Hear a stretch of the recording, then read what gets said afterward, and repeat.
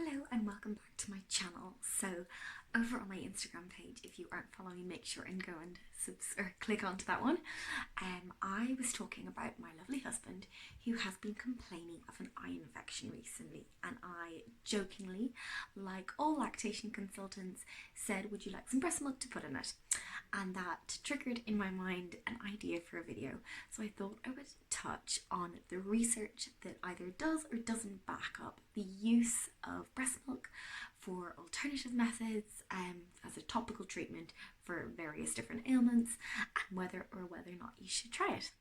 If this is your first time here, my name is Kitty Hackle.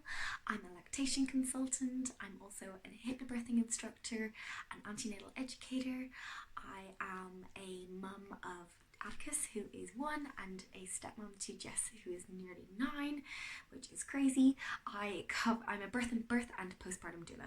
I cover all sorts of topics from trying to conceive, to pregnancy, to birth, to breastfeeding and motherhood. So if you're interested in that kind of content, make sure and click that little subscribe button as well as the notification bell if you don't want to miss any more of my videos.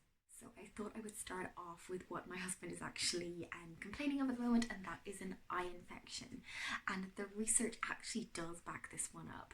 So the research has shown that if you use breast milk as a sort of eye drop alternative 3 times daily, it has been shown to significantly reduce the bacteria that most commonly grows with an eye infection. So definitely worth a bash.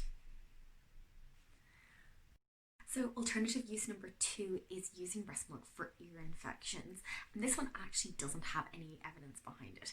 So while breast milk and breastfeeding definitely does reduce the likelihood of your infant developing ear infections or recurrent ear infections down the line, it does not have any evidence behind it when they actually are suffering from one to apply it topically. But the good news is that there is no research to say that it has any negative consequences either.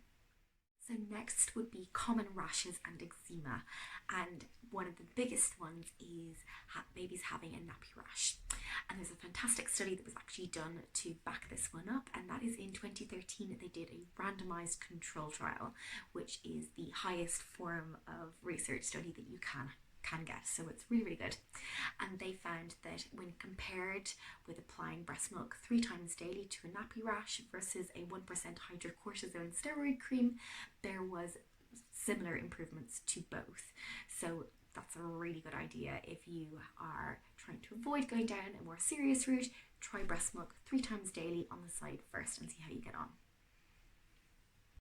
Another alternative to applying it just directly to your baby's skin would be to give them a milk bath. So to do that, you give them their regular bath first, and then you drain out any of the kind of soapy, sudsy water or any dirty water, and apply maybe a half cupful or whatever you have available of your breast milk to the bath itself, and just let baby to soak in there for a little bit of time. You can also make a breast milk soap, which is not something that I personally have tried, but the Breast Milk Queen has a little course all about how to make your own breast milk soap. So last but not least is using breast milk for sore nipples.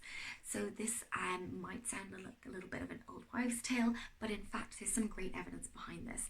So in 2005 there was another randomized control trial done which compared the use of lanolin, which is probably the world's most sold nipple cream or ointment product, and compared the use of lanolin to the use of express breast milk on sore nipples. So bearing in mind sore, not excoriation, no open wounds or anything, sore nipples, and they found that actually it was just, if not more, of an improvement using the breast milk versus using the lanolin.